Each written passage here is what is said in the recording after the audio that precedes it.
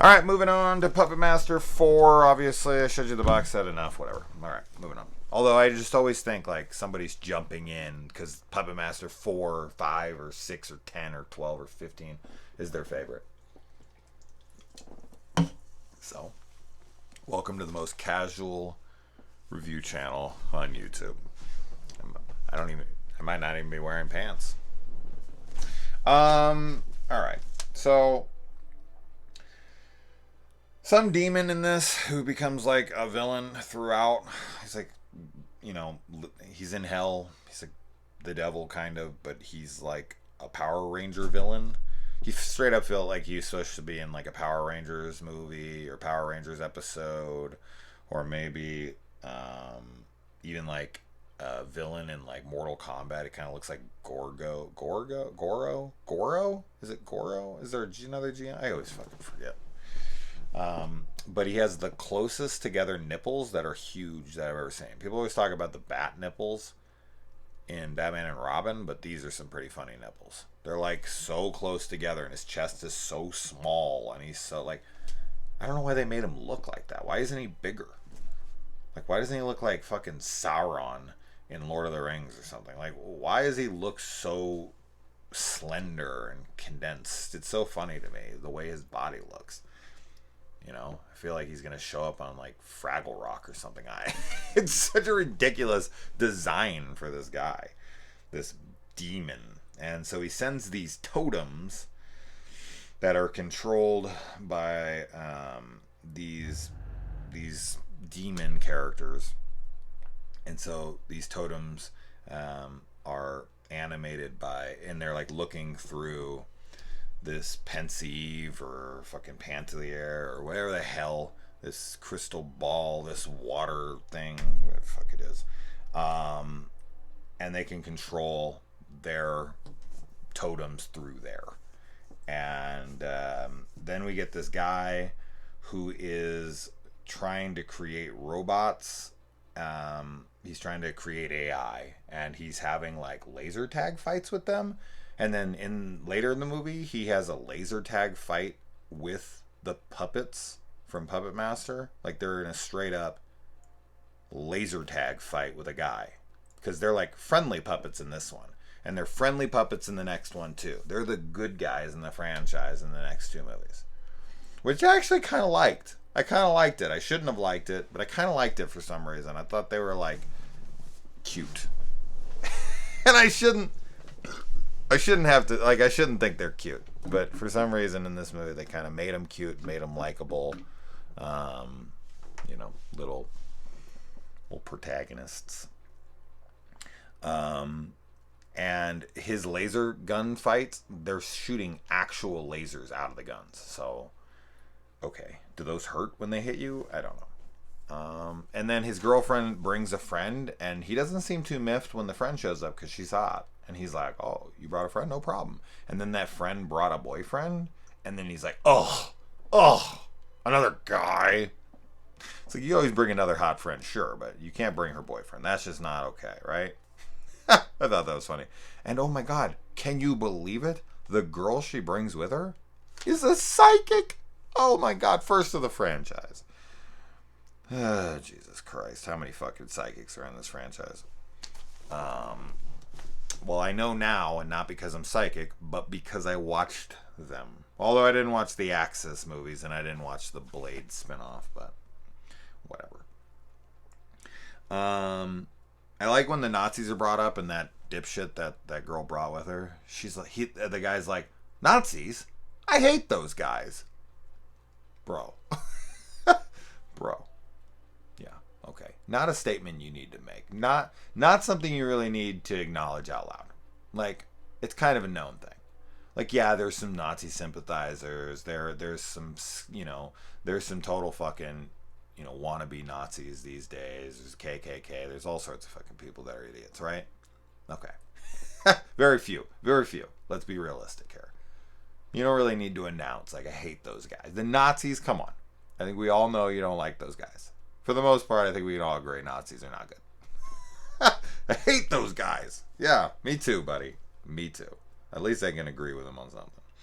The continuity of the past from the first movie or something, or maybe the second movie or something, is good here, but only for like a very small portion of it where they address something. Where I'm like, okay, sure. The reanimator liquid that they reanimate these things with, using broken glow sticks here or something for sure. They have to be using something like that. Tunneler's back, and he's just like wearing a Nazi uniform this time. He like straight up died in the second one, so why he's back here, who knows? But I guess yeah, he's back in black or gray, and no real reason, but it's fucking killer puppet movie. What do you want? And let's talk about that. And yeah, this little cunt guy wants to steal the puppets, of course, because he wants to, take all the credit for the discovery of them. He's a little fucking weasel. But somehow he talks his girlfriend into it. Little psychic girl. She's not, she's not innocent in this. She totally goes along. She's like, okay, what do I have to do? Not okay. Not okay. And okay, so then they find the Ouija board, and this is where the pyramid Lamont configuration thing comes into play, and then it like breaks open and splits apart, and then like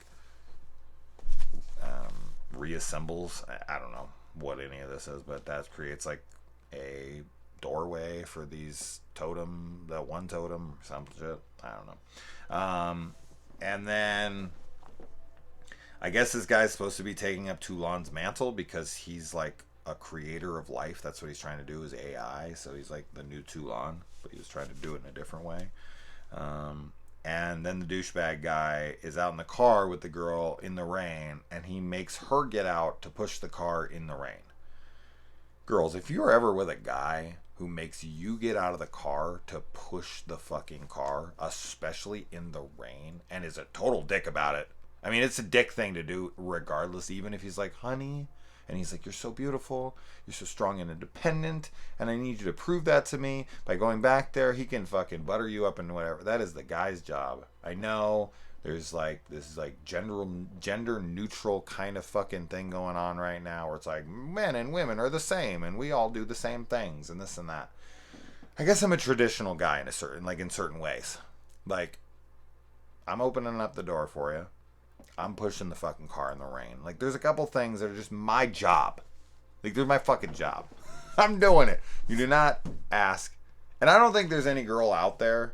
Well, I shouldn't say any. But I don't know how many girls that are going to, like, not hide behind that one on that day. Even if they're, like, the biggest feminists on earth, they're going to be like, you sure I should be pushing the car?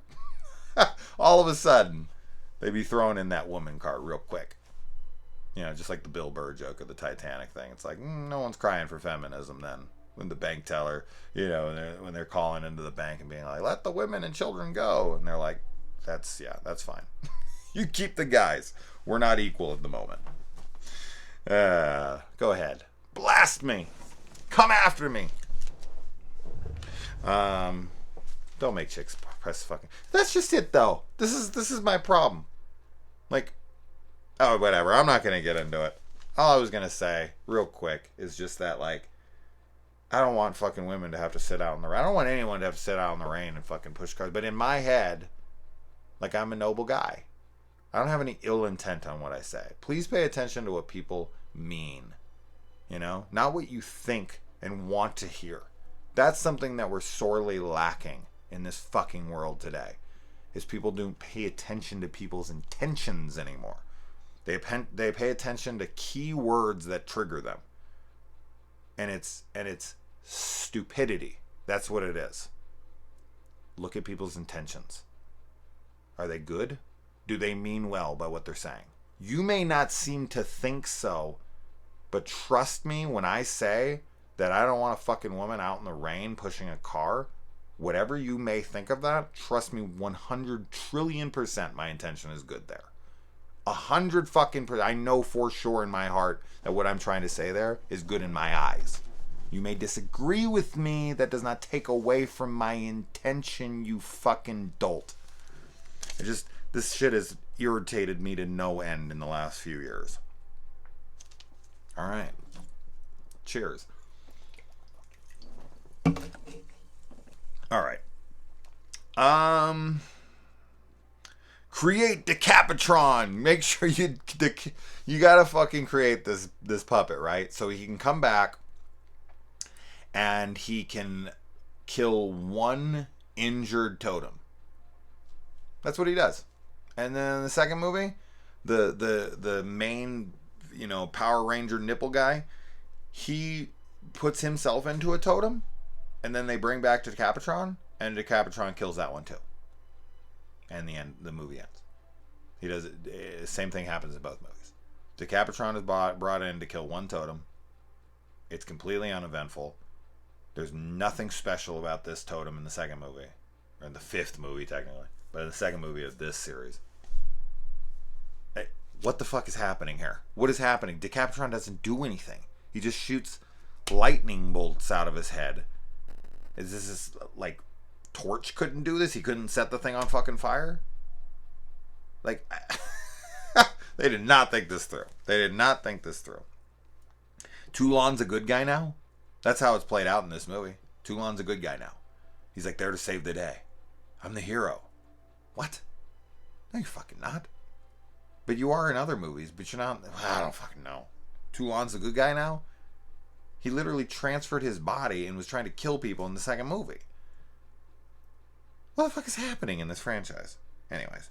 And Decapitron has an interchangeable head, which he takes off and puts on, like, that one, like the lightning bolt one, but then he puts on the other one, which is, like, mostly featureless, so that his face can appear on that thing. But that's the only reason he wears it, is so that his face can morph onto that thing. But why can he morph his face onto his doll head, and why can't Blade? Yeah, any reason for that? I don't. I have zero reason for that.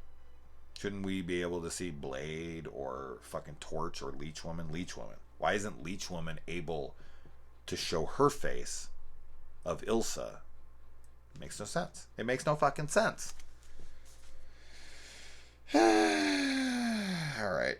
The other puppets killed the other totems. So why couldn't they have killed this one? They killed the other two. What's so special about this one? And they basically killed that one. So Decapitron comes in and kills a basically mortally wounded totem. And that totem was already killed. The controller of it already fell on the ground and disintegrated. So how's it being controlled now? I missed something here? I don't fucking know, man. Anyways, let's move on.